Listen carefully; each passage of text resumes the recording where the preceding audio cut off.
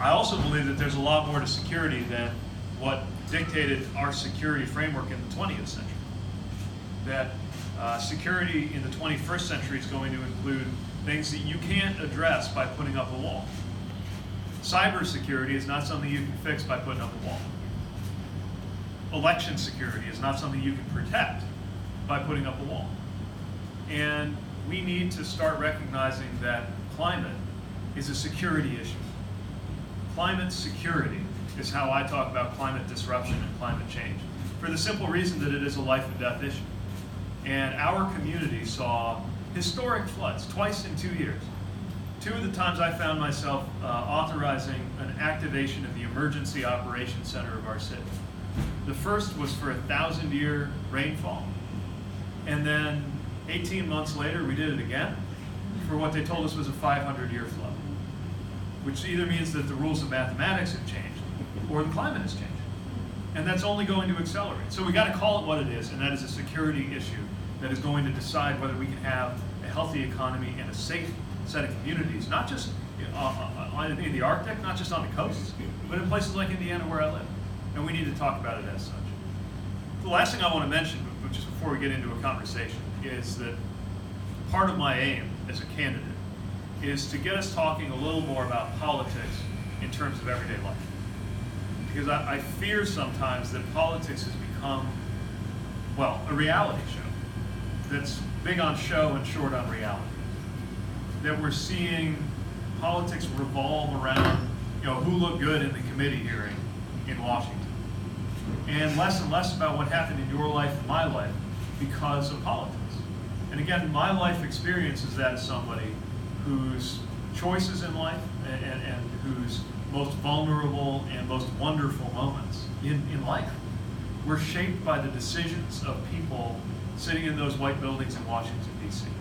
I felt it for sure when I was getting ready to deploy to Afghanistan, knowing the chain of events that starts with a signature of a president on the line, winds up amounting to me leaving my home and going to serve.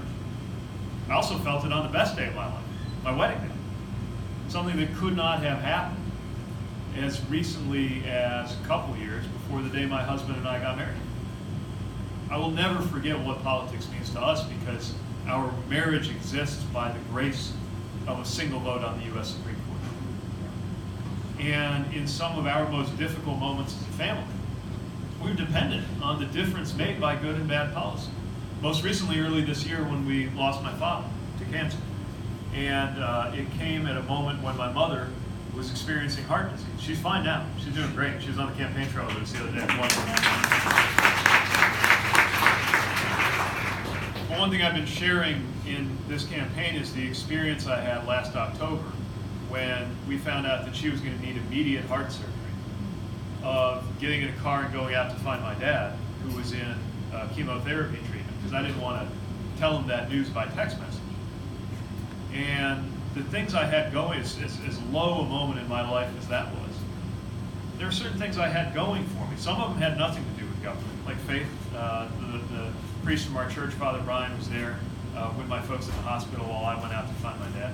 Some of which very much depended on our faith, on our government. Like the fact that my husband could stay there with her. Because in the eyes of the law, as well as in my heart, he was my lawfully married spouse.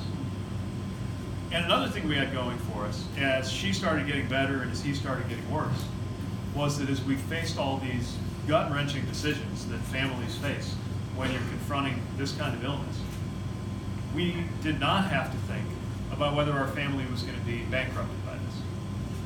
They were on Medicare. And so all we had to think about when we're talking around the dining room table, when we're talking around the doctor's office, is what is right medically for members of my family. And that too is a form of freedom. Because some people in a building in Washington made a decision that people like us, in a situation like that, would not be destroyed economically. And I want everybody to have that same freedom and that same benefit. And that's why I'm out there.